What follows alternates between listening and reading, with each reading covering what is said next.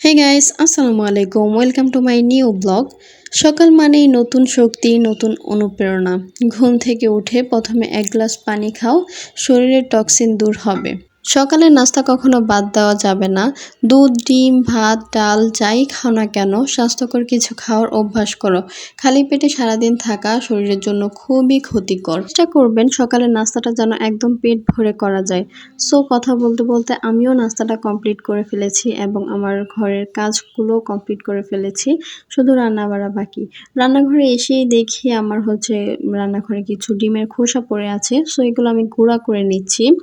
এগুলো আমি গাছে ইউজ করব। ডিমের খোসা কিন্তু গাছের জন্য খুবই উপকারী। এগুলো পোকা দূর করতে সাহায্য করে। খোসা মাটির উপরে ছিটিয়ে দিলে বিভিন্ন ধরনের পোকামাকড়, ক্ষতিকারক পোকা দূর করে। তারপর মাটির গঠন উন্নত করে, ধীরে ধীরে ভেঙে গিয়ে জৈব পদার্থ হিসেবে কাজ করে, ফলে মাটির উর্বরতা বাড়ে। ডিমের খোসা ভালোভাবে ধুয়ে শুকিয়ে তারপর মাটিতে মিশিয়ে দিলে গাছের জন্য এটা খুবই উপকারী। ডিমের এই খোসার গুঁড়োটা মাসে 1 থেকে 2 বার দিলেই হবে।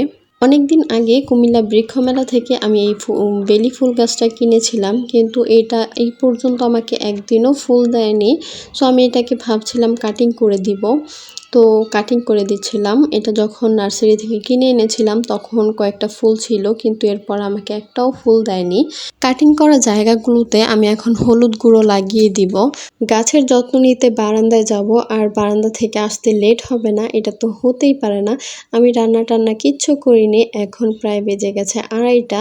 সো আমি তাড়াতাড়ি করে রান্নাঘরে চলে এসেছি। তো আমার প্রায় রান্না শেষ।